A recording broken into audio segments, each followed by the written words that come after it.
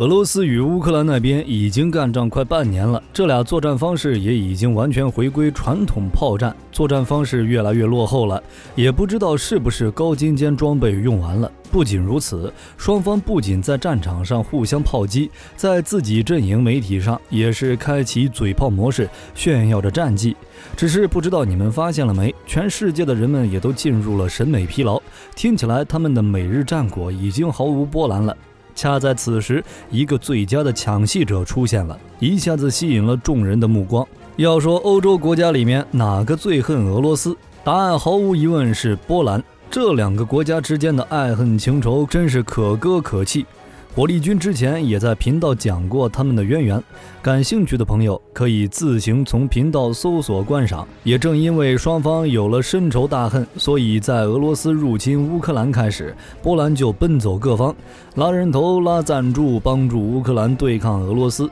当然，对于波兰来说，如果能趁这个机会拉上一票好友痛击俄罗斯，马特乌什·波拉维茨基睡觉都能笑醒。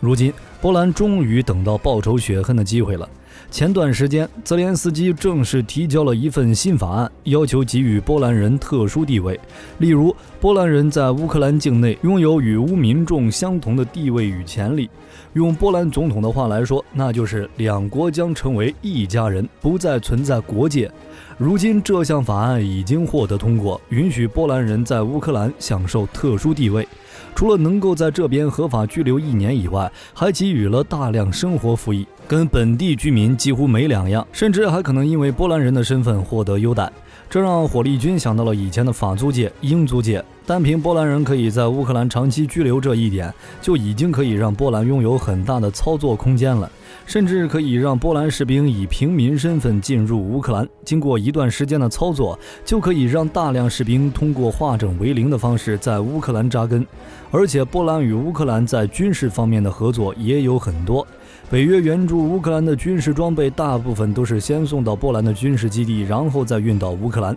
其次，波兰跟乌克兰两国之间还有直接的军事合作，波兰士兵有机会光明正大地进入乌克兰。等到波兰人在乌克兰西部扎根之后，波军再打着保护波兰人的旗号去维和，就能在乌克兰光明正大地参与战争，而且说不定还能拿回以前被苏联抢走的土地。其实早在冲突爆发之初，波兰就提出过一个曲线救乌的方案，而且还是在北约峰会上提出的。北约的兄弟们，咱们出兵帮一下贫困的邻居吧，不能让俄罗斯毫无忌惮地侵犯乌克兰领土。虽然咱不能直接派遣部队，但可以先向乌克兰派出一支人道主义小分队，例如医疗队之类的呀，然后我们就能以保护这支部队的名义，再派出武装力量去保驾护航。当然，你们只管授权支持就行了，脏活累活我自己干了。出兵这事儿，波兰自己就能搞定。虽说波兰可以自己私下操作，尤其是当波兰人大量涌入乌克兰之后，波兰就有充足的理由要求出兵保护。乌克兰战场太危险了，波兰人在乌克兰不安全呐，所以我派点部队过去保护一下很正常，只是北约那边考虑更多一些。身为一个军事组织，建立的宗旨就是保护成员国，但乌克兰并不是北约国家呀。考虑到北约的联合防御条款，波兰即便是以独立国家的名义出兵，但也有可能引发严重后果。而且出兵也不是闹着玩的，需要师出有名。只有当俄罗斯占领基辅的时候，北约才会考虑出兵救援，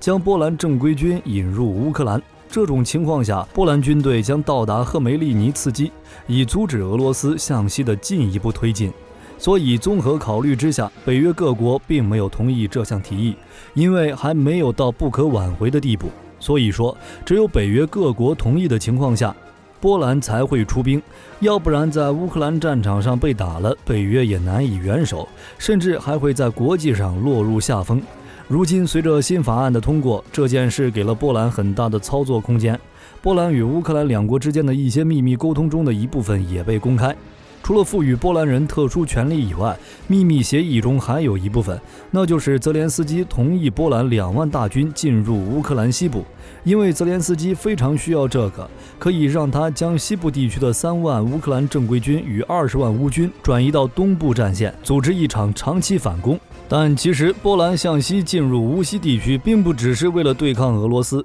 实际上波兰有心接管整个乌克兰。是的，你没听错，波兰想成立一个海监联邦。这是一战之后波兰的毕苏茨基提出的一项政治计划，试图建立一个在波兰保护下的中东国家联盟。在波兰的未来蓝图中，除了乌克兰地区以外，这个联邦还将包括白俄罗斯、立陶宛与加里宁格勒地区。而且这些国家与地区都必须要与俄罗斯分离，这就是波兰如今最大的梦想。本来波兰就一直想占领乌西地区，而泽连斯基的新法案给了他机会。这个法案被批评为在出卖乌克兰领土，是引狼入室。乍一看，波兰这是吃了豹子胆，怎敢打破1939年8月苏德互不侵犯条约，为地缘政治扩张冒险？身为一国领导人，白俄罗斯总统卢卡申科当然能看出来波兰想干嘛，所以很早之前就表示，如果波兰借口向乌克兰提供军事援助，寻求机会吞并乌西地区，那么白俄罗斯将不得不做出反应。意思就是，我今天给你画一条红线，你不能跨过。如果你打破了这条红线，那么身为俄罗斯同盟战友的我也将出兵乌克兰。如果波兰人真的想寻求刺激，白俄罗斯也不是吃素的。目前已经组建了南方作战司令部，组成中包括3个机械化旅，其中2个是重装旅，还要配一个导弹旅。该旅将很快从俄罗斯接收相应的12套伊斯坎德尔导弹发射器，射程可达300公里。此外，白俄罗斯南方作战司令部还要组建一个防核生化营，该营将配备重型火焰喷射器系统。总的来说，白俄罗斯一切都是严阵以待。那么波兰人呢？他们该怎么做呢？其实最近一段时间，重要情报信息已经开始出现，表明波兰正规军即将开始向东部边境移动，这也就意味着波兰已经做好了出兵的最后准备。根据火力军了解到的信息，这次波兰出动的军队第1梯队是驻扎在波兰东部的第18机械化师、第6独立空降旅和第1陆航旅，第2梯队是位于该国西部的第11装甲骑兵师，后勤供应将由第10后勤旅进行。根据推测，波兰第6机械化旅负责乌克兰沃伦和罗夫诺地区的北部，第19机械化旅驻扎莫西奇市地区，负责乌克兰沃伦和罗夫诺地区，第18装甲旅负责乌克兰利沃夫和杰尔诺波尔地区，第21山地步兵旅负责乌克兰的外喀尔巴阡山、切尔诺夫策地区。同时，波兰决定将军队的数量从15万增加到30万。而且波兰国内媒体报道，波兰突然紧急提高重型战车通过水仗的能力，并计划从法国13套浮桥装备，可以轻松快速地建造长达100米的水上浮桥。原因是乌克兰境内约有 6.3 万条大大小小的河流，大多数河流沿南北方向流动，因此当波兰大军向东移动时，必须要架设水上浮桥。目前对于乌克兰来说，驱狼逐虎的策略成功还好，如果不成功的话，西边有狼，东边有虎，夹在中间的乌克兰想必日子会变得非常难过。而且对于泽连斯基的新法案，在乌克兰内部也并不是全部支持的，尤其是在反对派看来，这套新法案相当于开启了向波兰移交领土的进程，已经称得上是不可接受的卖国行为。俄罗斯那边也趁机表示，我们收到情报，波兰正有计划地肢解乌克兰，侵吞乌西领土，小心偷鸡不成蚀把米。从历史的角度来看，波兰绝对有这样做的动机与法理。在2战前后，当时的波兰领土面积比现在要更大一些，但因为战败，有不少领土都被苏联和德国瓜分，其中就包括乌克兰西部的3个州。波兰一直想要拿回这3个州的领土。从现实角度来看，对于波兰来说，过去没有机会拿回失地，如今机会已经是摆在眼前。乌克兰在顿巴斯地区节节败退，而俄罗斯也并不打算拿下顿巴斯地区后就此打住。未来俄军一旦跨过第聂伯河，乌克兰政府就不得不向西转移。对波兰来说，完全可以借此契机，通过波乌一体化的方式拿回曾经属于波兰的乌西地区。在舆论操纵下，西方民众只会关注俄罗斯吞并了乌克兰哪些地区，而不会过多关注波兰的行为。说实话，火力军也不理解为什么泽连斯基会选择这么做。要知道，面对西方国家的援助，泽连斯基向来都是一副理所当然的态度。西方援助稍微慢了点，还会受到泽连斯基的强烈谴责。唯独面对波兰的时候，泽连斯基宁愿忍受骂名，也要向波兰人提供特权。而这份法案一旦开始实施，将实质性的推动波乌一体化。更直白点来说，乌克兰部分地区将逐步被波兰吞并。按照俄罗斯公布的消息，波兰准备占领乌西，扶持乌中部数州成立傀儡政权，作为波兰与俄罗斯的缓冲地带。只是波兰此举能不能成功还是一个未知数，因为还要受到几个方面的影响。首先就是波兰能否平息国内的反对声，拿回曾经属于波兰领土的决定，应该不会有太多的反对声音。但如果想要推动波乌一体化，还是有可能引起国内反对派的不满的。因为在反对派看来，乌克兰人数不少，但经济水平低啊，接纳了这些地区的乌克兰人，绝对要拉低国内的整体生活水平的。你看看早期欧洲国家接纳乌克兰难民，哪个不是惹得一身骚？波兰接收的那一批难民，可是给波兰财政造成了不小的负担，甚至还加深了波兰与乌克兰民众之间的矛盾。未来想要推动一体化，波兰面对的民意压力可不是小。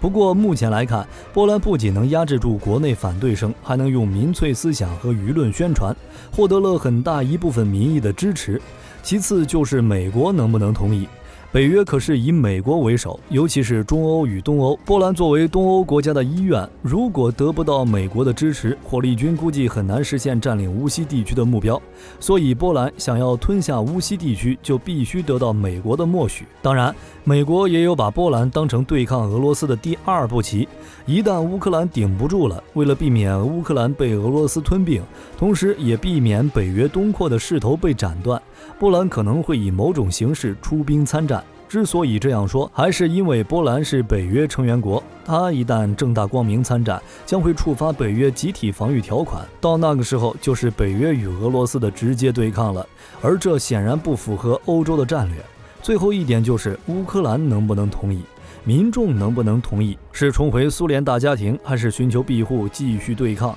这谁也说不清。当然，波兰铁了心占领乌西地区，泽连斯基也没有办法，大概率还是会让步妥协的，因为波兰是乌克兰获取北约武器援助的主要通道，而且波兰进入证明乌克兰已经顶不住俄军的进攻，所以这时泽连斯基已经没有选择，如果不向波兰妥协，就只能向俄罗斯妥协。但向俄罗斯妥协会是什么下场？相信泽连斯基很清楚。所以综合来说，这里面最大的关键就在于乌克兰能不能顶得住。但按照波兰目前的大动作来看，他们是不看好乌克兰的。当然，波兰军队进入乌克兰还是拥有不少好处的。波兰拿回属于自己的土地这点，火力军前面就已经说了。其次就是欧洲援助的大量重武器，目前都囤积在波兰，没法大规模运送到乌东前线，派不上用场。如果波兰军队可以进入乌克兰战场的话，这些援助的重武器就可以直接用上了。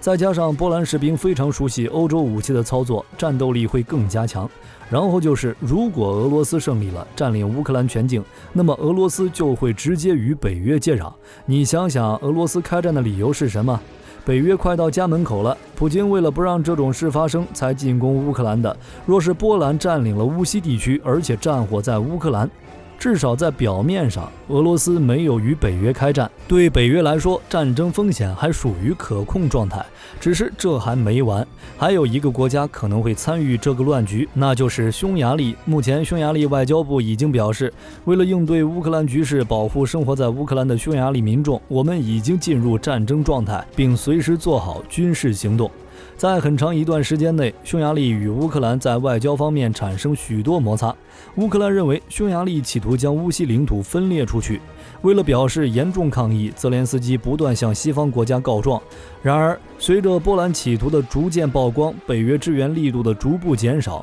匈牙利似乎也看到了瓜分乌克兰的希望。由于东欧国家的面积普遍较小，所以当乌克兰被俄罗斯占领之后，周边国家都希望能分一杯羹。这次俄乌危机，匈牙利的反应在欧盟内部一直比较特殊，曾多次凭一己之力阻止欧盟对俄能源更全面的制裁。匈牙利方面并没有明确透露会采取何种军事计划，但是对于已经是一片废墟的乌克兰来说，无论是芬兰还是匈牙利所放出来的狠话，对乌克兰来说都是一种警告。作为欧洲为数不多反对制裁俄罗斯的国家，匈牙利大部分能源供给需要俄罗斯的支持。一旦匈牙利介入俄乌冲突，对于乌克兰的未来恐怕说不是一件好事。而匈牙利与乌克兰本身也有领土争端，乌克兰西部有一个叫外卡尔巴阡的州，这个州历史上曾属于匈牙利，后来被苏联纳入版图，并在苏联解体时划给了乌克兰。2018年的时候，乌克兰开始在与匈牙利接壤的外卡尔巴阡州增派军队。事件的导火索是乌克兰与匈牙利在跨境少数民族问题上矛盾的公开化，最终导致乌匈两国互相驱逐对方的领事官员。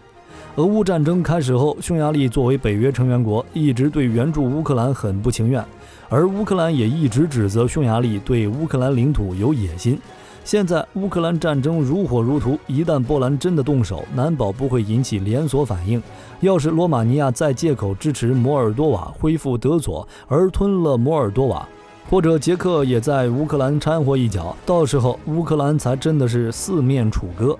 所以当前的乌克兰处境极其危险，东部以及南部已经有了并入俄罗斯的苗头，而西部也有一个波兰虎视眈眈，再加上乌克兰其他的周边国家，问题还是挺大的。你们觉得乌克兰会有被肢解的可能吗？最终会不会有国家能够帮助乌克兰度过这个难关呢？好了，本期影片就到这里了，我是火力军，咱们下期再见。